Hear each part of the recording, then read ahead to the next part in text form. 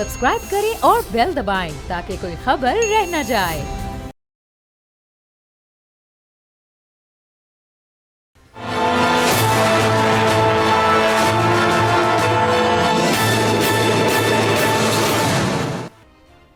अस्सलाम वालेकुम, मैं हूं बाब जहांगीर। आप देख रहे हैं प्रोग्राम तज्जिया। क्या हुकूमत और अपोजिशन के दरमियान आने वाले दिनों में बर्फ़ पिघलेगी या फिर हालात इसी तरह से बरकरार रहेंगे जो इस वक्त एक कशीदगी की, तलखी की और सरदमहरी की फ़िज़ा है। इलेक्शन के बाद से हमने देखा कि हुकूमत बार बार मुख्तलिफ प्लेटफॉर्म्स पर ये कहती रही कि हम मुज़ाकरात करना चाहते हैं, अपोजिशन आए हमसे बात करे, लेकिन अपोजिशन के अपने तहफ़्फ़ुज़ात थे, उनकी अपनी डिमांड्स थी और उन डिमांड्स को अभी तक हुकूमत की जानिब से पूरा नहीं किया गया। लेकिन आज हमने देखा कि कौमी असम्बली में शहबाज शरीफ ने एक बार फिर बाकायदा तौर पर मुज़ाकरात की पेशकश की है और कहा है कि अगर किसी को भी ये लगता है कि इंसाफ नहीं हो रहा तो हम भी ये कहते हैं कि इंसाफ का पलड़ा भारी रहना चाहिए और अगर बानी पीटीआई को कोई मुश्किलात हैं तो आए हमसे बैठकर बात करें। अब उनकी ही पार्टी के जो दूसरे दर्जे की वाली जो लीडरशिप है उसके बयान में हमें थोड़ा तज़ाद दिखाई देता है। लेकिन पहले आप ये देखिए कि शहबाज शरीफ साहब क्या कहते हैं।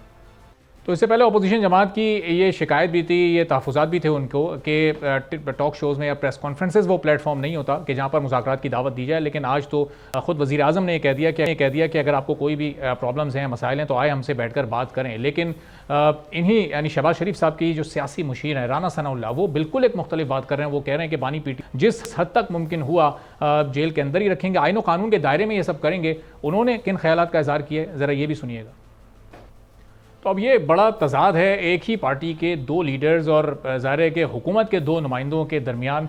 तो अब ये इस तज़ाद की क्या क्लैरिफिकेशन नून लीग के पास होगी, हुकूमत के पास होगी, और इस पर फिर पाकिस्तान तहरीक इंसाफ का रिएक्शन भी फ़ौरन सामने आया। उमर अयूब साहब ने कहा कि जब तक बानी पीटीआई बाहर नहीं आते, जो उनको ज़ाहिर वज़ीर आज़म कहकर मुखातिब करते हैं, साबिक़ वज़ीर आज़म है, तो जब तक वो बाहर नहीं आते तो उस वक्त तक तो कोई बात होना मुमकिन नहीं है। अब जो हुकूमत की डिमांड है, जो इनकी ऑफ़र है, जो शहबाज शरीफ साहब ने गुफ्तगू की है, इस पर पाकिस्तान तहरीक इंसाफ का फिर इससे आगे बढ़कर क्या जवाब होगा, क्या रद्द-ए-अमल होगा। उमर अयूब साहब का जो पहला रिएक्शन आया, क्या इस पर कोई नज़रसानी की जाएगी या नहीं, इस पूरी सूरत हाल पर हम बात करेंगे। कादिर मंदुखेल साहब पाकिस्तान पीपल्स पार्टी के सीनियर रहनुमा हमारे साथ मौजूद हैं। नईम पंचता साहब पाकिस्तान तहरीक इंसाफ के सीनियर रहनुमा हमें ज्वाइन कर चुके हैं। कुछ देर में कुछ दीगर मेहमान भी हमारे साथ प्रोग्राम में मौजूद होंगे। तो नईम साहब, जो ऑफर इस वक्त शहबाज शरीफ साहब ने असेंबली के फ्लोर से की है कि अगर आप लोगों को कोई प्रॉब्लम है, बानी पीटीआई को कोई मुश्किल है तो आए बैठें, मिलकर बैठकर बात करें, तो आप लोग तैयार हैं बैठकर बात करने के लिए?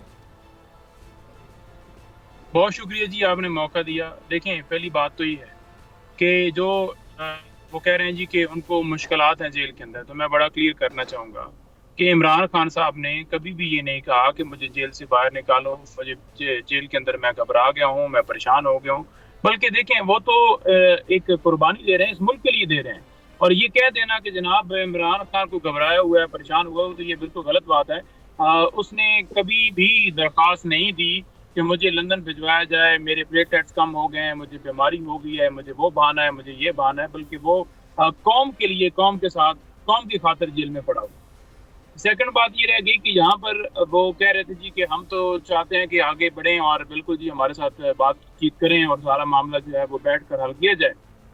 देखें, सबसे पहली बात यह है कि आपने मैंडेट तस्लीम करना है। और जैसे राना सनाउल्लाह ने कहा कि अगर हम मैंडेट तस्लीम करते हैं तो फिर तो हमें घर जाना पड़ेगा और वज़ीर आज़म तो इमरान खान होंगे। डेफिनेटली, बिल्कुल, क्योंकि आवाम ने वोट तो इमरान खान को दिया है। जब इमरान खान को वोट दिया है तो फिर बात ही खत्म हो जाती है। और सेकंड बात, जो बेगुनाह केसेस बनाकर तमाम लीडरशिप को, इमरान खान साहब को और उसके साथ हमारे वर्कर्स को अंदर डाला गया है, तो वो बिल्कुल हम इसलिए कह रहे हैं कि वो जो है उनकी रिहाई का जो है वो हमने कहा है कि उनकी रिहाई की जाए, केसेस खत्म किए जाए।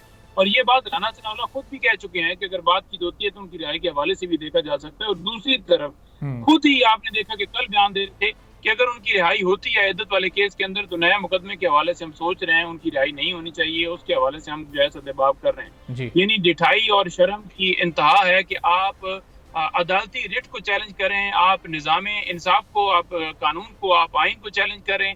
आप कह रहे हैं कि इस मुल्क के अंदर जो है वो मुल्क जो है वो आपके मुताबिक चलेगा, कानून के मुताबिक नहीं चलेगा। तो ये इस तरह की इनकी स्टेटमेंट जो है वो ऑन रिकॉर्ड है। और तीसरी मैं ये बात करना चाहूँगा कि किसी सूरत भी हमारी इनके साथ बातचीत नहीं हो सकती जब तक हम रूल ऑफ लॉ के ऊपर नुक्ता जो है वो क्लियर नहीं होता, रूल ऑफ लॉ की, आइन और कानून की बालादस्ती नहीं होती। तो आइन और कानून की बालादस्ती के ऊपर तो ये कभी भी नहीं आएंगे। तो इसलिए ये एक वो कहते हैं ना, बगल में छुरी और मुंह में राम नाम, उधर आप केसेस बनाए जा रहे हैं, उधर आप स्टेटमेंट दे रहे हैं कि इमरान खान को बाहर नहीं आना चाहिए, और लोगों के अंदर एक इंप्रेशन बनाने के लिए बड़ा अच्छा ये जो है ना इनका बड़ी PMLN और बड़ा इनका जो है बड़ा वो जबरदस्त हैं जी, ये अवाम और इस मुल्क के लिए बड़ी फलाह के लिए काम कर रहे हैं। सबसे पहले आप इस्तीफे दें और घरों में जाएं, क्योंकि अवाम ने आपको मुंतखब नहीं किया। आपने 3 अदवार में जो हुकूमतें की, आपने मुसलसल आपकी पॉलिसी। लेकिन नईम साहब, ये असेंबली तो वो हाईएस्ट फ्लोर है ना कि जहाँ से अगर बात की जाए तो उस बात का इम्पैक्ट अलग होता है, उसकी अहमियत अलग होती है।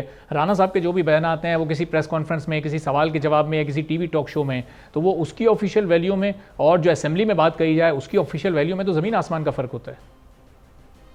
देखिए, वैल्यू की बात नहीं है, वहां पर सिर्फ एक सियासी स्टंट खेल रहे हैं, और दूसरी तरफ राना सनाउल्लाह जो बात कर रहा है वो इनके अंदर की बात जो है वो बाहर कर रहा है, वही बाहर निकाल रहा है। और वही बातें आपसे इससे पहले देख लें कि जैसे जैसे राना सनाउल्लाह कहता गया, ऐसे ऐसे मुकदमात बनाए गए, साइफर मुकदमा बनाया गया, उस वक्त राना सनाउल्लाह ही था, और इससे पहले भी आप देख लें, उसके बाद भी देख लें, तो इसी तरह से केसेस बनाकर अंदर डाला गया है। और ये जो सारी चीजें हैं ना, हम इसकी पुरजोर मजम्मत करते हैं। और यहाँ पर काजी फाइजल साहब को हम दोबारा कहते हैं कि जनाब, आप को हम काजी फाइजल के तौर पर नहीं मुखातब होते, हम कहते हैं आपको बतौर चीफ जस्टिस ऑफ पाकिस्तान के ओहदे के ऊपर आप बैठे हुए, आप बतौर चीफ जस्टिस हम आपसे मुतालबा करते हैं कि ऐसी स्टेटमेंट जो दी जा रही हैं, जो केसेस बनाए गए हैं तमाम चीजों के ऊपर, इलेक्शन कमीशन के हवाले से जो धांधली इलेक्शन ने की, उस हवाले से भी जो हमारे चलें, जो इस वक्त मौजूद हालात हैं इनमें तो आप बात करने में संजीदा नहीं है। मैं जरा वापस आपकी तरफ आता हूँ, जरा मंदू खेल साहब की भी इस पर मैं राय जानूँ। तो मंदू खेल साहब, प्राइम मिनिस्टर बात करते हैं असेंबली के फ्लोर पर के आए बैठे मुज़ाकरात की बात करें,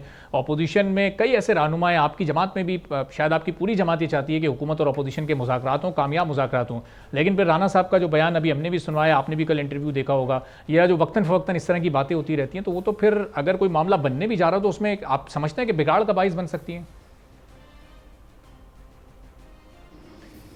अरबाब जहांगीर साहब, ये तो जवाब नून लीग ज्यादा बेहतर देंगे, लेकिन मैं ये कहूँगा इस मौके पे कि ये मुकाफात अमल है।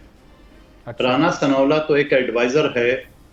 इमरान खान साहब एज ए वज़ीर आज़म जलसों में कहते थे, ओए राना सनाउल्लाह, मैं तुम्हें मूंछों से पकड़ के जेल में डालूंगा, और अगले दिन वो जेल में डल जाता था झूठे केस में। और नईम पंजोता साहब कह रहे चीफ जस्टिस साहब से हम मुतालबा करते हैं, उसी चीफ जस्टिस से जिस पे आपको एतबार नहीं है उसी से मुतालबा भी करते हैं, और फिर ये कहते हैं निज़ाम इंसाफ पर जो है ना वो एक को चैलेंज कर रहे हैं। तो जब आपका वज़ीर आज़म उस वक्त मूंछों से पकड़ के राना सनाउल्लाह को डाल रहे थे, आज राना सनाउल्लाह ने आपके खिलाफ तो बुरा मानने वाली बात नहीं है। आपके वज़ीर आज़म उस वक्त कहते थे कि भाई जेल से सारे AC निकलवा दो, सब कुछ कर दो, और आपको वज़ीर जेल खाना जात वो चौहान साहब, और वो फौरन जेल पहुंच जाता था। तो ये सारी चीजें तो मुकाफात अमल है जो आपने की हुई दोहरा रहे, मैं कहता तो नहीं होना चाहिए, लेकिन आपको तो बुरा मानना नहीं चाहिए। आपको तो ये सारी अपनी बातें जहन में रख के फिर इसका जवाब देना चाहिए कि आपने भी तो किया इनके साथ, गलत था उस वक्त, आपको भी गलत था, आज भी गलत है, मैं तो दोनों को गलत कहूंगा, मगर आप भी तो कह देना कि हमने माजी में गलत कहा। इमरान खान साहब को नहीं कहना चाहिए, जब वो कहता था मुझे से पकड़ के जेल में डालता था और अगले दिन कानून इंसाफ कहाँ मर जाते थे और वो जेल में चला जाता था। अच्छा कादिर साहब, जिस तरह ये माजी को गलत तस्वुर नहीं कर रहे, इसी तरह जो अभी हुकूमत की बड़ी स्टेक होल्डर जमात है जो आपकी सपोर्ट से हुकूमत में आई है, नून लीग, वो अभी जो अमल हो रहा है इनके साथ या जिसको आप मकाफात अमल कर रहे हैं, वो उसको गलत तस्वुर नहीं कर रही है। देखिए, मैं कहता हूँ दोनों गलत है। इस वक्त तो नून लीग का नुमाइंदा नहीं है, तो कम से कम नईम पंजोता साहब कहते कि हमारे उस वक्त के वज़ीर आज़म ने गलत कहा, नहीं कहना चाहिए पब्लिक, क्योंकि तो वकील है, जानते हैं वकील तो खास तौर पर उनको कानून पता होता है, तो वो ये कैसे कह सकता था कि मैं तुम्हें पकड़ के जेल में डाल दूंगा, और वो जेल में डल भी जाता था। तो वहां नेब और कानून इंसाफ वहां पे कहां थे उस वक्त। तो सवाल ये कि ये सारी चीजें नहीं होना चाहिए। आज अगर एक तरफ जो है ना नईम पंजोता साहब इनकार कर रहे हैं, दूसरी तरफ इनके अली उमर खान साहब ने कहा कि वो मलंग बैठा हुआ जाके जेल में माफ कर देगा, यानी जाओ उनसे बात करो, बात खत्म हो जाएगी। अच्छा। एक तरफ से तो इशारा दिया, अच्छा इशारा है, मैं इसको अप्रिशिएट करता हूँ। एक तरफ वज़ीर आज़म ने बयान दिए कि हम हमसे बात करें, अगले ने जवाब दे दिया कि भाई मलंग है माफ कर देगा, तो एक तरह से तो राजी है। लेकिन मैं आपको बताऊं कि आप जितने टॉक शो करो, अभी तो 4 महीने गुजर गए, जब 4 महीने रह जाएंगे 5 साल पूरे होने में, तब भी इनका यही बातें होगी। और मैं आपको बताऊं हल यही है, टेबल टॉक। आप टेबल टॉक करो, गवर्नमेंट के साथ बैठे, आप न चाहते हुए भी मुखालफिन के साथ भी बात करना पड़ता है। माजी में हमारी हुकूमतों ने तालिबान के साथ मुज़ाकरात की, आपकी हुकूमत ने तालिबान के साथ की है, तो ये तो सियासी पार्टी है, आप नहीं माने बात, आप शराइत रख ले, लेकिन क्या बात है कि अभी तक एम्पायर की उंगली ढूंढ रहे हैं, अभी तक आप गेट नंबर 4 का ताला ढूंढ रहे हैं और चाबी ढूंढ रहे हैं। तो ये सारी चीजें छोड़ दे, जमहूरी पार्टी बने और जमहूरी लोगों से बात करे और बातचीत से मसला हल होगा। आपका इमरान खान साहब अभी जेल में पड़ा हुआ है, 4 साल और भी गुजरने के, अल्लाह ना करे वो जेल में रहे। राना सनाउल्लाह साहब की बातें गलत है, मैं गलत कहूंगा उसको, लेकिन आपकी जो वकीला है जो सारे के सारे ओहदे लेके बैठे हुए, आप लोग क्या कर रहे हो? जाए ना अदालतों, 9 मई के मुकदमा 1 साल हो गया अभी तक उठ रहा है, आपको नहीं पता नहीं मौजूदा साहब ऐसे वकील, आप जाए वहां पे अदालत में शोर मचाए, आप अपने वकीलों को बोले जाए वहां पे तारीख ले, डेली बेसिस पे चलाए और बता दें कि इंसदाद दहशतगर्दी का जो एक्ट 1997 उसमें क्या लिखा गया। उसमें यही कहा गया कि दहशतगर्दी का जो मुकदमा है वो एक मुकदमा 1 हफ्ते से ज्यादा नहीं चलेगा। वो कानून पढ़ के सुना देना जज साहब को। ठीक है, तो अब ये बड़ा वैलिड आपका पॉइंट है, इस पर नईम साहब रिस्पॉन्ड भी करेंगे, लेकिन कादिर साहब जरा एक और आप ये जवाब दीजिएगा कि अब जब 2 फरीक हैं वो आपस में, शहबाज शरीफ साहब ने तो खुद ऑफर कर दी, मुज़ाकरात के लिए तैयार हैं, अली मोहम्मद खान की गुफ्तगू से आपने भी ये तासुर लिया कि उधर से भी हाँ ही है, बस जाकर बात करने की देर है, तो फिर ये रुकावट कहाँ आ रही है? क्या जो सेकंड टियर लीडरशिप होती है ये वहाँ पर कहीं कोई मसला आ रहा है कि कुछ इस तरह के बयानात आ जाते हैं, कुछ इस तरह की बयानबाजी हो जाती है कि वो मामला फिर दोबारा से तल्ख हो जाता है? इशू कहाँ है जब दोनों फरीक अगर बात करने को तैयार हैं? देखिए, जब मुज़ाकरात नहीं होंगे तो जारी बात है ये तलखियां तो होंगी, चाहे टॉक शो में हो या असम्बली के फ्लोर पे हो, ये तो होते रहेंगे। लेकिन जब टॉक शो मुज़ाकरात हो जाएंगे तो ये सारी चीजें भी खत्म हो जाएंगी। माजी में आपने मौलाना फजल रहमान साहब और महमूद खान चकजी साहब के बारे में क्या कुछ नहीं कहा, आज आपने टीटीपी को उसको सरबराह बना दिया, आपने उसको तहफ़्फ़ुज़ तहरीक तहफ़्फ़ुज़ पाकिस्तान का। तो मैं ये समझ रहा हूँ कि आप जब माजी की चीजें करके इसी तरह आप भी बैठ जाए और ये तलखियां खत्म कर दे, तजावीज दे, इनकार कर दे, जदोजहद कर दे, सब कर दे। लेकिन आना का मसला है, आना का मसला ये है कि मैं क्यों आगे बढ़ूं, यानी मुज़ाकरात करूंगा तो महमूद खान चकजी साहब के जरिए भाई डायरेक्ट करो, खुद बैठो, आपको क्यों शर्म आ रही है मुज़ाकरात करने में? इनकार कर दे, मसाइल रख दे, हुकूमत के सामने ये चीजें नहीं माने, इनकार कर दे, खत्म। आपका वजीर आला एक तरफ जाके एपेक्स कमेटी में बैठ के सर झुका के हर चीज मान लेते हैं, बाहर आके मौला जट बन जाता है। तो भाई अपना बेटे, आप कमेटी में गए क्यों? अगर आपको मंजूर नहीं था, वहां क्या डिस्कस हुआ? वहां दाल और चोलों का और टमाटर का रेट तो नहीं डिस्कस हो रहा था। एपेक्स कमेटी तो अमन के हवाले से, तो अमन के हवाले से सारी मिसालें मौजूद है आपके सामने। आपके खुद है, मैंने सेनेटर कहता है कि डीआई खान में रात के बाद जो है ना हुकूमत नहीं होती, पुलिस नहीं निकल सकती है। आपको खुद पिछले हफ्ते स्वात काला में जो हादसा हुआ, एक थाने को आग लगा दिए हुजूम ने, आपकी पुलिस आपकी इंतजामिया शक्ल देख रही थी। तो मैं ये समझो उससे पहले बनू जेल में जो यलगार हुआ, 400 कैदी लेके गए, एक फायर नहीं हुआ, एक ताला नहीं टूटा, शरबत पी के जहां पहुंच गए क्रिमिनल और वहां उसने प्रेस को फोन कर दिए, हम खैरियत से पहुंच गए, और फिर भी आप कहते हैं अमन ठीक है, या तो आपको वफाकी हुकूमत के कहते भाई हमारे सूबे में अमन ठीक है, हाँ आप यहाँ ऑपरेशन ना करें, तो फिर जो बात है।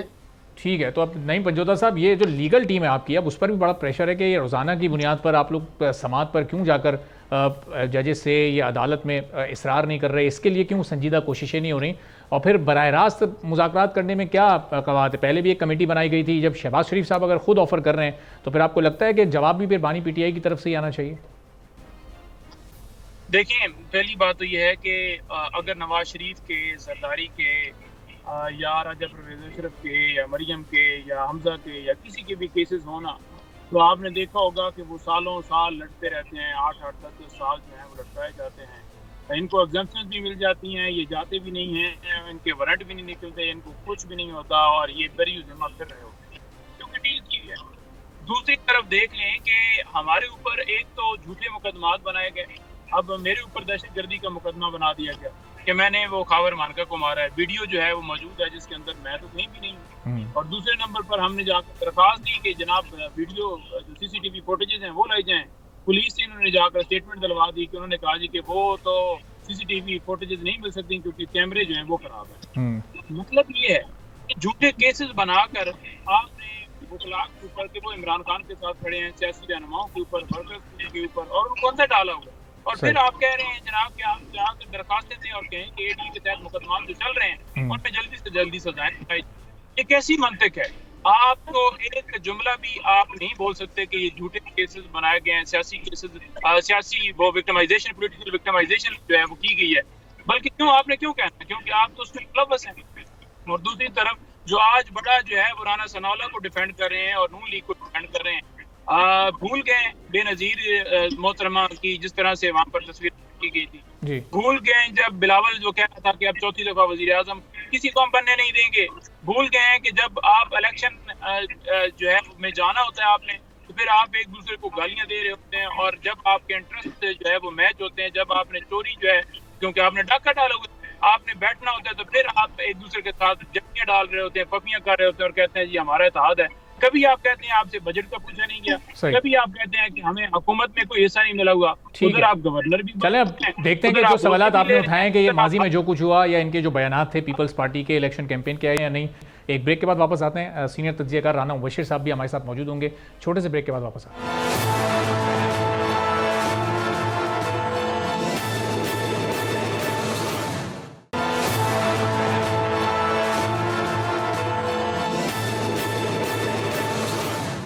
एक बार फिर प्रोग्राम में आपको खुशामदीद कहेंगे। कादिर मंदुखेल साहब, नईम पंजोता साहब, राना मुबशिर साहब हमारे साथ मौजूद हैं। और राना साहब, ये अभी ब्रेक से पहले ज़रा गुफ्तगू चल रही थी जो प्राइम मिनिस्टर की तरफ से खुद ये ऑफ़र की गई है कि बानी पीटीआई को अगर कुछ मुश्किलात हैं तो आए मिलकर बैठकर बात करें।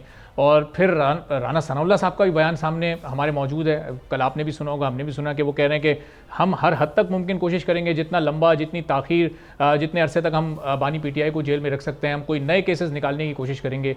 तो ये इस वक्त क्या समझ आ रहा है आपको, पॉलिसी हुकूमत की, नून लीग की है क्या, मुज़ाकरात में संजीदा हैं या फिर ये सिर्फ बयानबाजी की हद तक है?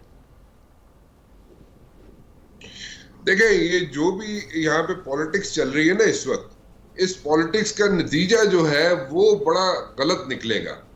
और हर चीज पे अगर पॉलिटिक्स की जाएगी तो वो उसका मैं फिर दोबारा रिपीट करता हूँ कि ये एक डेड एंड की तरफ जा रहे हैं सारी चीजें। और अगर डेड एंड की तरफ सारी चीजें जाएंगी तो दैट मीन्स के फिर ये बहुत मुश्किलात हो जाएंगी। Let me put it this way, मैं बड़ा केयरफुली वर्ड्स को चूज कर रहा हूँ यहाँ पे।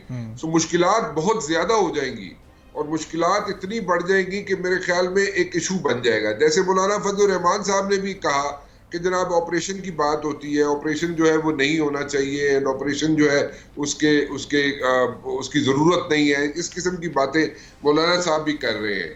और यहाँ से दूसरी तरफ से भी आवाज़ें आ रही है कि जी ऑपरेशन की ज़रूरत क्या है। बेसिकली ऑपरेशन जो है, अगर मैं उसको जिस तरीके से समझ रहा हूँ as a student of DSS, कि जनाब ऑपरेशन जो है वो इंटेलिजेंस बेस्ड ऑपरेशन है, ठीक है।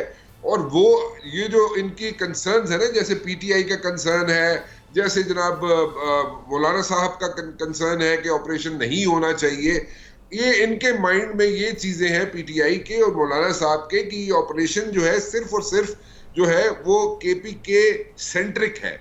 अगर उनके ज़हन में ये चीज है कि केपीके सेंट्रिक है, और तो बात ये देखें कि चाहे केपीके हो चाहे बलूचिस्तान हो, ये दो सूबे ऐसे हैं जो डायरेक्टली लगते हैं बॉर्डर के साथ। और बॉर्डर के साथ जो इश्यूज हैं वो आपको भी पता है, मुझे भी पता है, सारी दुनिया को पता है। It's a porous border. और किसी जगह पे भी, दुनिया के किसी जगह पे भी जहां पे भी बॉर्डर्स हैं, वहां पर 100% सिक्योरिटी नहीं होती। जो कंसर्न्स है पीटीआई के वो बिल्कुल अपनी जगह ठीक है, जो कंसर्न्स है एएनपी के वो अपनी जगह ठीक है, मौलाना साहब के भी कंसर्न्स अपनी जगह ठीक है, लेकिन ये सिर्फ केपीके सेंट्रिक ऑपरेशन नहीं है। और मैं फिर रिपीट करता हूं कि बेहतर ये होगा कि all these politicians should seat across the table और बैठ के इसका कोई हल निकाल लें। अब एक तरफ से एक गुड कॉप खेलता है, दूसरी तरफ से बैड कॉप खेल रहा है, और इस तरह कह रहे जनाब के इमरान खान आके बैठ के या पीटीआई आके बैठ के मुज़ाकरात करे। इस तरह तो मुज़ाकरात होंगे नहीं जब तक कोई इनिशिएटिव सीरियसली नहीं लिया जाएगा गवर्नमेंट के एंड से। और गवर्नमेंट का हाथ जो होता है हमेशा ऊपर होता है। सो गवर्नमेंट अगर सीरियसली एफर्ट नहीं करेगी, गवर्नमेंट अगर सीरियसली उसको इनिशिएट नहीं करेगी इस प्रोसेस को जहां पे मुज़ाकरात हो, तो this will lead to a dead end. और डेड एंड की तरफ जाने का मतलब ये है कि फिर इश्यूज होंगे, एक सिचुएशन बनेगी, और सिचुएशन जब बनेगी तो उसमें फिर कोई भी आगे से गवर्नमेंट ने तो ये इसको किसी भी तरीके जो प्राइम मिनिस्टर का बयान है कौमी असेंबली का, उसको हम इनिशिएटिव ही कहेंगे ना, कि उन्होंने कम से कम उस फ्लोर पर तो बात कर दी है, वो बात ऑन रिकॉर्ड तो आ गई है कि प्राइम मिनिस्टर भी डायलॉग चाहते हैं। अब क्या ये ऑपोजिशन की रिस्पॉन्सिबिलिटी है कि उस पर वो पॉजिटिव रिस्पॉन्स करें, या फिर वो नो डायलॉग का एक बोर्ड लगा दें, जो अभी तक उन्होंने कहा हुआ है कि हम तो इन 3 जमातों से नहीं बात करना चाहते? देखिए, सिर्फ कह देना काफी नहीं होता। बड़ी अच्छी बात है प्राइम मिनिस्टर साहब ने ये बात की, फ्लोर ऑफ द हाउस पे की, और उसके मतलब होता है, उसका वजन होता है। But at the very same time जो मेरी गुजारिश है वो ये है कि जब तक कोई सीरियस एफर्ट नहीं की जाएगी जिसका कोई नतीजा निकले, जैसे अभी आपने खुद बोला कि एक दिन राणा साहब जो है, राणा सनाउल्लाह साहब कुछ और बात कर रहे हैं, दूसरे दिन प्राइम मिनिस्टर साहब कुछ और बात कर रहे हैं, ठीक है, एक पॉजिटिव सिग्नल दे रहे हैं। लेकिन मसला ये है कि वो कह रहे हैं पीटीआई वाले कि हमें बीच वाला रास्ता भी अगर मिल जाए, यानी कि कोई रिलीफ भी उन्हें मिल जाए, उनके लोगों को जो अंदर है इस वक्त डिटेन हुए हैं या सलाखों के पीछे है, उनको कोई थोड़ा सा रास्ता मिल जाए, को मिडल वे निकालने की जरूरत है। अगर मिडल वे नहीं निकलेगा गवर्नमेंट के एंड से तो फिर मुज़ाकरात नहीं होंगे, टू बी वेरी ऑनेस्ट। और मैं फिर रिपीट कर रहा हूँ, बार बार रिपीट कर रहा हूँ कि this will lead to a dead end, और डेड एंड का मतलब जो है वो एक सिचुएशन है, तो और उस सिचुएशन से निकलना बहुत मुश्किल हो जाएगा। क्या हो सकता है साहब, जैसे उमर अयूब साहब की तरफ से जो रिएक्शन सामने आया उसमें उन्होंने क्लियर कहा कि जब तक उनके वजीर आजम यानी बानी पीटीआई बाहर नहीं आते उस वक्त तक मुज़ाकरात नहीं होंगे। साथ ही उन्होंने यास्मीन राशिद और महमूद रशीद साहब पर होने वाले भी, जो उन्होंने कहा कि जी इन पर ये बड़ा जुल्म हो रहा है, इसका एहसास करें। तो ये अब हुकूमत को क्या इन जो सेकंड या थर्ड टीयर लीडरशिप के जो लोग हैं उन पर कुछ सख्तियां कम करनी पड़ेंगी और अपने अमल के जरिए ये जवाब देना पड़ेगा उनको? मैं यही कह रहा हूँ, यही मिडल वे है जो पीटीआई सीख कर रही है, जो ढूंढ रही है। पीटीआई ये कह रही है कि इनकी तरफ से यानी कि हुकूमत की तरफ से कोई ऐसा इनिशिएटिव लिया जाए जिसमें ये पता चले कि जो लोग डिटेन हुए हुए हैं, यानी कि पीटीआई के लोग जो अंदर है, बंद हुए हुए हैं, उनको कोई रिलीफ मिल जाए, इमरान खान को कोई रिलीफ मिल जाए, थोड़ा कोई ना कोई पॉजिटिव सिग्नल तो मिलेगा ना। जब तक कोई पॉजिटिव सिग्नल नहीं मिलेगा कैसे बैठेंगे ये लोग? और अगर चले फॉर दैट मैटर एक मिनट के लिए सोच लेते हैं, एक सिनेरियो पेंट कर लेते हैं, अगर ये दोनों बैठ भी जाते हैं, पीटीआई भी बैठ जाती है, मौलाना साहब भी बैठ जाते, देखिए मौलाना साहब ने एक बड़ा अच्छा पॉजिटिव रोल भी प्ले किया हुआ है। रिसेंटली अगर आपको याद हो तो मौलाना साहब गए थे काबुल, और काबुल जो है वो ऑन हिज ओन तो नहीं गए थे ना, काबुल गए थे, वहां पे कोई ना कोई बैकडोर डिप्लोमेसी थी जिसको नॉक करने गए थे काबुल के एंड पे, उन्होंने वहां पे अपना रोल प्ले किया था। तो ये सारे पॉलिटिशियंस अपना अपना रोल प्ले कर सकते हैं, लेकिन इस वक्त जो है कि डेडलॉक बना हुआ है, इस डेडलॉक के अंदर से रास्ता जब तक नहीं निकलेगा, दरमियानी रास्ता भी मिल जाए, दोनों के लिए विन विन सिचुएशन हो जाए, यानी कि हुकूमत के लिए भी और यहाँ पे पीटीआई या दूसरे लोगों के लिए भी, तो फिर भी कोई सूरत बन जाएगी। अदरवाइज ये सिचुएशन डेडलॉक की तरफ जाएगी और फिर कोई ना कोई इसके कोई और तीसरी फोर्स जो है उससे फायदा उठाएगी। बिल्कुल। तो कादिर मंदुखेल साहब, ये आप भी चूंकि ज़ाहिर है हुकूमत बनवाने वालों में सपोर्ट करने वाली सबसे बड़ी पार्टी आपकी थी, तो हुकूमत को इस वक्त आप क्या तजवीज़ करेंगे, कौन सा दरमियानी रास्ता हो सकता है? चूंकि अभी मुल्क को बड़े माशी इस्तेहकाम की ज़रूरत है और उसके लिए सियासी इस्तेहकाम बड़ा ज़रूरी है, और अभी ऑपरेशन के मामले पर, फिर वो इंतखाबात वाले मामले पर जिस तरह अपोजिशन इस वक्त अपना रिएक्शन दे रही है, तो ये अब वक्त है कि इस वक्त सियासी इस्तेहकाम की तरफ मुल्क को लेकर जाया जाए। देखिए अरबाब जहांगीर साहब, राना मुबशर साहब ने बड़ी प्यारी बातें की है, लेकिन आप मुझे बताओ पिछले 16 महीने की हुकूमत की और अभी 4 महीने की हुकूमत में हुकूमत या पीपल्स पार्टी उनको ऑफर करती है मुज़ाकरात का, जवाब में चोर डाकू कहते हैं, फिर भी हम ऑफर करते हैं, फिर चोर डाकू, फिर ऑफर करते हैं, फिर चोर डाकू। अब राना साहब भी बता देना क्या करे हुकूमत। असेंबली के फ्लोर पे शहबाज शरीफ साहब ने ऑफर किए, इससे पहले किए, मीडिया टॉक के जरिए किए, सब चीज की है। अब आप एक चीज करें, आना का मसला नहीं जी, हमारा तो बस खान साहब को रिहा कर दो, तो भाई वो अदालतें रिहा करेंगी, आप हुकूमत से ये सवाल करके आप खुद गलत करे हो। दूसरी बात ये कि जो हमारे छोटे भाई नहीं पंजोता साहब पीपल्स पार्टी मलोस हैं, राना सनाउल्लाह का साइड ले रहे। आप मुझे बताओ, मैंने राना सनाउल्लाह का तुम्हें कट्टर मुखालिफ हूँ, मैंने असेंबली में जितना टफ टाइम राना सनाउल्लाह को दिया सारे नूनी को पता है, क्योंकि उसने मुझे और मेरे यूनियन के खिलाफ दहशतगर्दी का मुकदमा दाखिल किए, क्योंकि रेलवे वर्कर्स यूनियन के हम ओहदेदार है। तो आप मुझे बता दो, मैंने कहा कि कल इमरान खान साहब जो राना सनाउल्लाह को मूंछों से पकड़ के बातें कर रहा था, आज राना सनाउल्लाह कह रहे हैं, तो ये मुकाफात अमल है, तो मैंने कौन सा साइड लिया? लेकिन दोनों को आप गलत कह रहे हैं ना, कि वो भी गलत था और ये भी गलत। कल वाले राना साहब के बयान को भी आप गलत ही कह रहे हैं। गलत है, दोनों गलत है, मैं तो दोनों को गलत का है ना। अच्छा, दूसरी बात ये कि नईम पंजोता साहब ये वकील है, ये आम लोग तो आप उसको बेवकूफ बना सकते हो कि भाई नवाज शरीफ के जरदारी के केस लग रहे हैं, हमारे नहीं लग रहे, मगर वकीलों को नहीं बना सकते आप। वकील उनको इस वजह से नहीं बना सकते हैं कि 9 मई की जहां जहां पे चालान नहीं है वहां 173 CRPC का दरखास्त दे दे, मजिस्ट्रेट ऑर्डर कर देगा, चालान आ जाएगा 14 दिन का टाइम के अंदर। आप बताएं, कोर्ट में आप दरखास्त दें, इसका हवाला दे दे एंटी टेररिज्म एक्ट 1997 का, 2 मिनट में नोटिस हो जाएगा। तो आप किसको बेवकूफ बनाने लग रहे हैं? जरदारी का केस लग रहा है, नवाज शरीफ का लग रहा है, हमारा नहीं लग रहा है। भाई आप खुद नहीं लगाना चाह रहे हैं, आप खुद मजे ले रहे हैं मीडिया के जरिए। जाए ना, आपको पता है कि वो किसकी चलाएंगी, सजाएं होंगी। और फिर मैं तोशा खाना का केस तो एक तरफ, ये इद्दत वाला केस को तो मैं इंतहाई घटिया केस समझता हूँ। हमेशा मैंने टीवी में ये कहा, मैंने कभी अप्रिशिएट नहीं किया कि खवातीन के केसेस क्या जेन्युइन भी हो, नहीं उठाना चाहिए। हमें सियासी लोगों का सियासी तरीके से मुकाबला करना चाहिए। ये खवातीन वाले केसेस को उसको तो बिल्कुल मुलवस नहीं करना चाहिए। सवाल ये है कि आप वकील है, मजे ले रहे हैं सारे, कोई MNA बना है, कोई MPA बना है, कोई टॉक शो में आता है, कोई तर्जुमान बना है। प्रैक्टिकली क्या किया आप लोगों ने? आप गाइड कर दें, आप अदालतों में जाए, आपको रिलीफ भी मिल रहा है। एक तरफ अदालतों में गालियां दे रहे, दूसरी तरफ अदालतों से आप उम्मीद लेके बैठा है। चीफ जस्टिस के खिलाफ आपने तहरीरी तौर पर आपके चेयरमैन ने दरखास्त दी, हमें आप पे एतबार नहीं है, फिर भी वीडियो लिंक के जरिए दुनिया का पहला शख्स है जो सजा याफ्ता है और सुप्रीम कोर्ट से बराह रास्त मुखातिब है। दुनिया में कोई मिसाल पाकिस्तान तो छोड़ी है। Chief justice high court Islamabad के ऊपर एतबार नहीं था, अगले दिन रिलीफ मिल गया, फिर ठीक है। जो रिलीफ दे जज वो ठीक है, जो नहीं रिलीफ दे उसको आप सोशल मीडिया के जरिए गालियां देते हो। तो ये सारी चीजें छोड़ दे, प्रैक्टिकल बात करें। अदालतें हैं तो अदालतों में सामना कर रहे, सियासी बातें बैठे आप मना कर दे, बोलो नहीं हमारी ये ठीक है। जो केसेस में जो रिलीफ चाहिए वो तो जाहिर है अदालत से ही मिल सकता है। बिल्कुल मंदुगल साहब, पॉइंट आपका आ गया। तो अब पंजोता साहब, पाकिस्तान पीपल्स पार्टी देखें, ऐसा लग रहा है कि एक ब्रिज का किरदार भी अदा कर सकती है, लेकिन आप उनको भी नून लीग और बाकी जमातों के साथ वही उन पर भी इल्ज़ामात लगाते हैं। जबकि वो देखें, राना सना साहब का बयान जहाँ गलत है वो उसको भी गलत कह रहे हैं, जहाँ आपकी गलती है वो उसको भी उजागर कर रहे हैं। और फिर जो डिमांड्स आपने अभी रख दी हैं, मशरूत कर दिया है मुज़ाकरात को अपने बानी की रिहाई से, तो ये मशरूत तौर पर तो मुज़ाकरात का आगाज़ फिर कैसे मुमकिन हो सकेगा? देखें, मुज़ाकरात की बात उन्होंने की थी और उसके ऊपर हमने अपना जवाब दिया, जो हमारा हक था, जो बिल्कुल हमने ठीक दिया।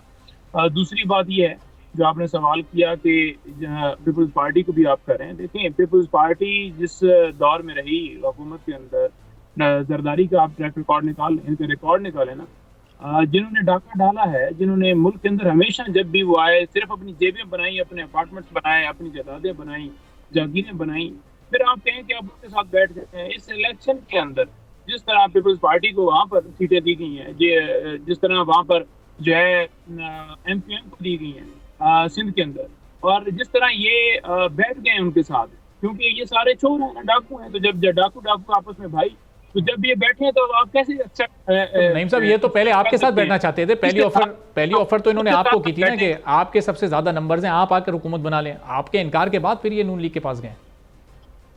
देखिए, हमारे तो 180 प्लस नंबर हैं और आपने देखा कि 8 फरवरी को हर मीडिया चैनल के ऊपर ये चल रहा था।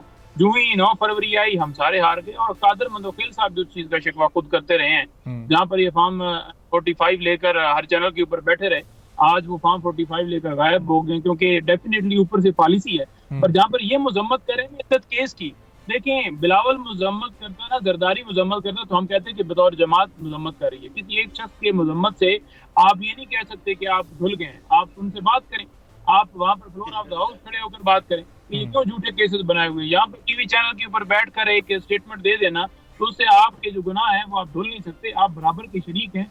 आपने तमाम जगहों पर अपने जो है वो उनके साथ पावर जो है डिस्ट्रीब्यूट की है, और ये कह देना कि बिल्कुल हम आपको तो नहीं अगवा किया। ठीक है, चलें। अब चूंकि वक्त की थोड़ी कमी, आने वाले दिनों में इस बहस को मजीद भी आगे लेकर चलेंगे। बहुत बहुत शुक्रिया कादिर मंदोखिल साहब, नईम पंजोता साहब, राना मुबश्शिर। तो एक ब्रेक लेता हूँ। ब्रेक के बाद जब वापस आएंगे तो मुल्क की तमाम बड़ी सियासी जमातें ऑपरेशन अज़्म इस्तेहकाम की मुखालफत कर रही हैं, जो अपोजिशन में शामिल हैं। तो ऐसा क्यों हो रहा है और कितनी इस ऑपरेशन की ज़रूरत है, जिसकी वफाकी काबीना मंजूरी भी दे चुकी है। एक ब्रेक के बाद फिर बात करेंगे।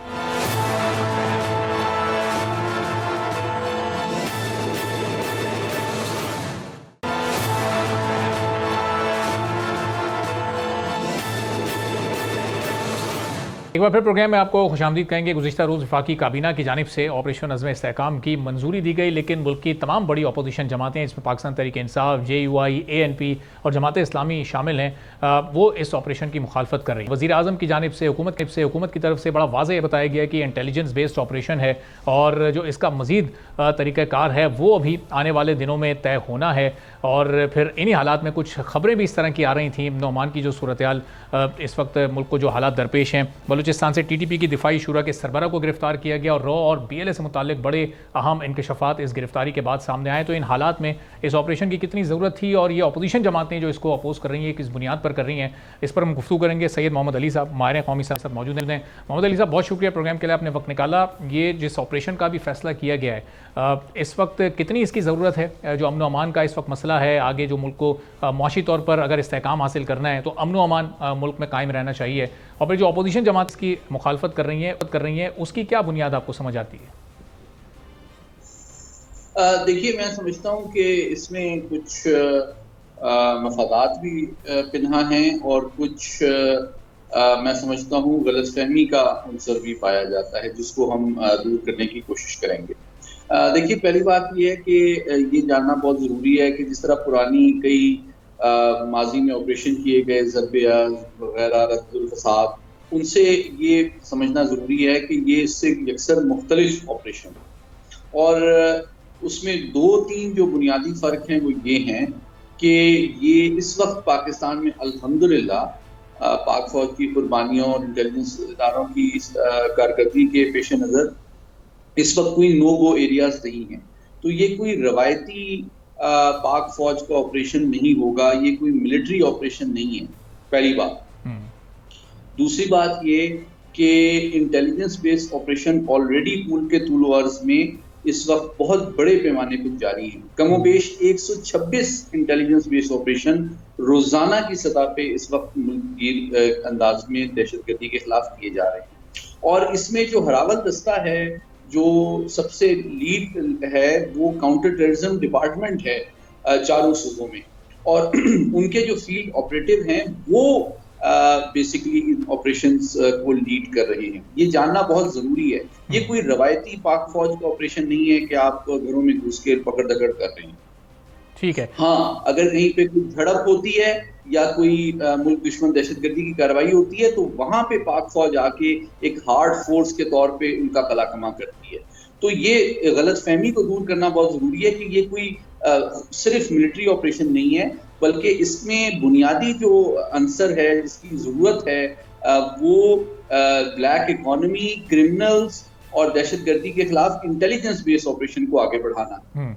और मोहम्मद अली साहब, ज़ाहिर है कि ये जो इस वक्त जो हालात हैं मुल्क के, इसमें ये ज़रूरत इसकी कितनी थी? हम देख रहे हैं कि बज़ाहिर तो कोई बहुत बड़े पैमाने पर इस वक्त दहशतगर्दी की कार्रवाइयाँ नहीं होनी, शायद इसीलिए इस ऑपरेशन को इंटेलिजेंस बेस्ड रखा गया, दीगर ऑपरेशंस की तरह कोई जनरल इसका तरीक़ाकार नहीं रखा गया। तो ये वक्त की अहमियत इस वक्त कितनी है? ये नई हुकूमत है, आगे मईशत को मुस्तहकम करना है, तो ये इसके लिए ज़रूरत थी इस वक्त इस ऑपरेशन की? जी, मैं समझता हूँ इसकी ज़रूरत कौमी सलामती के लिए बहुत अहम इस वजह से है कि अगर इस वक्त हम जिन माशी चैलेंजेस से दो चार हैं उनसे ओहदा बरा होने के लिए हमने अपने दोस्तों का और फॉरेन डायरेक्ट इन्वेस्टमेंट को अट्रैक्ट करना है, उनका एतमाद हासिल करना है, मुल्क को सिक्योर और स्टेबल करना है, तो बुनियादी तौर पर जो नेक्सस है इस वक्त जुराइम पेशा अनासिर का, दहशतगर्दी का, उसको ब्रेक करना बहुत ज़रूरी है। लेकिन उसमें सिर्फ दहशतगर्दी के खिलाफ जो बराह रास्त कार्रवाई है, काइनेटिक ऑपरेशन है, वो काफ़ी नहीं है, बल्कि उसके लिए 3 जो उसके और पहलू हैं वो इक्वली इम्पॉर्टेंट हैं। और वो ये है कि जिन इलाकों में डेवलपमेंट की ज़रूरत है वहाँ डेवलपमेंट की जाए, जिन इलाकों में रिफॉर्म्स की ज़रूरत है, जिन शोबों में रिफॉर्म की ज़रूरत है वो किया जाए। और नंबर 3 के इंफॉर्मेशन डोमेन में राय साजी की जाए, लोगों की गलतफहमियां, ग्रीवेंसेस को एड्रेस किया जाए। और इसलिए जो साइकोलॉजिकल और सोशल और इकोनॉमिक डोमेन है वो ज़्यादा इम्पोर्टेंट है।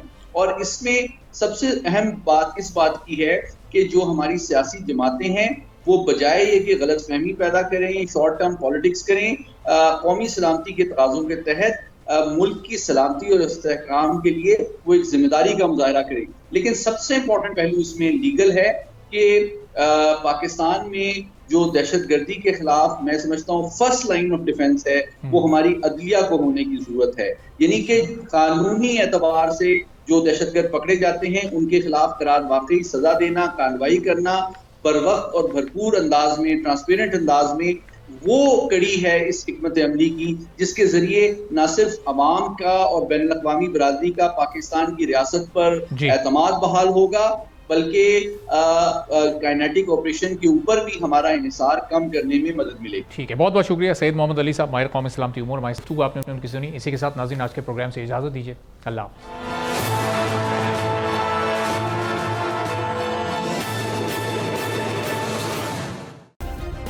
सब्सक्राइब करें और बेल दबाएं ताकि कोई खबर रह न जाए।